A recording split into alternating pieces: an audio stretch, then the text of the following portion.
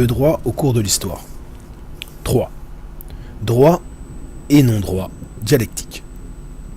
La Déclaration générale des droits de l'homme est votée le 26 août 1789, au début de la Révolution française, et intégrée en préambule à la Constitution de 1791. On dit que par sa portée universelle et intemporelle, elle constitue l'un des textes majeurs de l'histoire mondiale. En réalité, elle est plutôt l'un des textes majeurs de l'histoire occidentale et judéo-chrétienne. Or, les mêmes sages, initiateurs de cette illustre Déclaration générale des droits de l'homme, participent activement, 9 ans plus tard, au massacre de musulmans qui se comptent par dizaines de milliers sous le commandement de Napoléon Bonaparte lors de sa campagne d'Égypte 1798-1801. Puis, 29 ans après, les mêmes acteurs se retrouvent au premier plan, cette fois-ci au Maghreb, lors de la colonisation de l'Algérie, avec son cortège de pillages, de dévastation et de massacres de centaines de milliers d'hommes, de femmes et d'enfants. L'Afrique noire, Sénégal, Mali, subit des atrocités similaires avec en plus l'abjection de l'esclavage qui régnera officiellement jusqu'à l'aube du XXe siècle. Napoléon III, 1808-1873, déclare en 1848 au Sénat « C'est aussi à notre armée que l'Algérie doit le repos dont elle jouit. Une certaine agitation s'était manifestée chez les Arabes et les Kabyles. » Quand il parle d'agitation, il veut dire, c'est-à-dire une résistance à l'oppression française. Une certaine agitation s'était manifestée chez les Arabes et les Kabyles, mais des opérations bien combinées et bien exécutées y ont promptement rétabli l'ordre et la sécurité. Notre influence s'en est accrue. Donc quand il parle d'opérations, il s'agit de massacres d'hommes, de femmes et d'enfants, du pillage, des expropriations forcées, de la destruction de biens et des déportations. Le traité d'Ashburton, ratifié en 1842 entre la Grande-Bretagne et les États-Unis, est suivi par le développement d'escadrilles par chacun de ces deux pays sur la côte africaine afin de faire respecter l'interdiction de la traite des Noirs. En conséquence, la France, terre de la Déclaration générale des droits de l'homme, en 1789, a été de la sorte contrainte et forcée à décréter le renoncement de la traite des Noirs en 1842 et à prononcer son abolition officielle en 1848. Cependant, il ne s'agit aucunement d'une aspiration éthique vers un idéal humain ou d'un élan d'altruisme, car l'abolition de l'esclavage coïncide curieusement avec la colonisation et l'ère industrielle. Lincoln, 1809-1865, président des États-Unis, qui possédait personnellement une importante quantité d'esclaves, comprend très tôt que l'industrialisation de son pays et sa puissance ne peuvent pleinement se réaliser que par l'abolition de l'esclavage. L'idée germe lors d'entretiens discrets au courant de l'année 1860.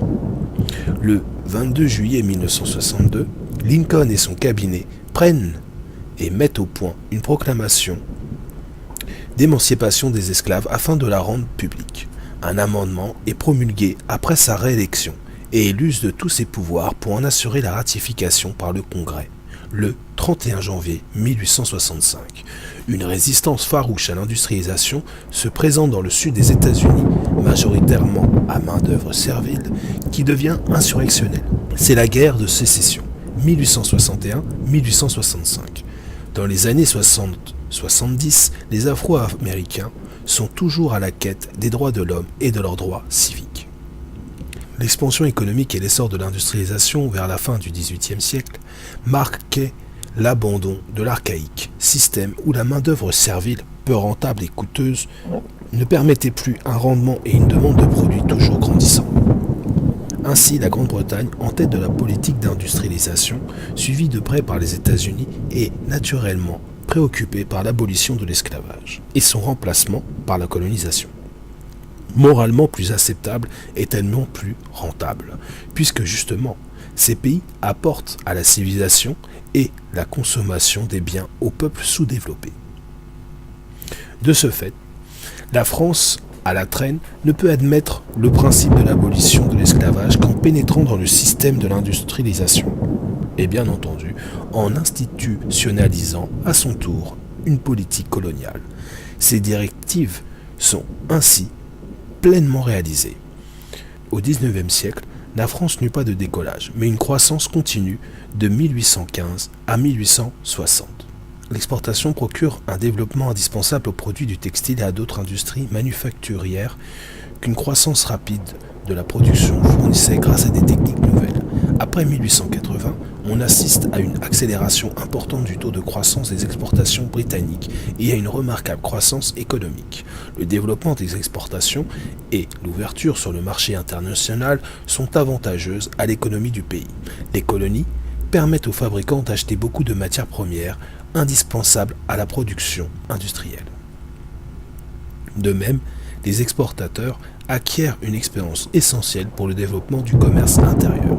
L'essor industriel s'est effectué entre 1780 et 1820 en Angleterre, entre 1830 et 1870 pour la France et entre 1850 et 1880 en Allemagne, suivi à la fin du XIXe siècle par la Suède et le Japon. Au début du XXe siècle, par la Russie et le Canada, puis vers les années 1950 par l'Amérique latine et l'Asie.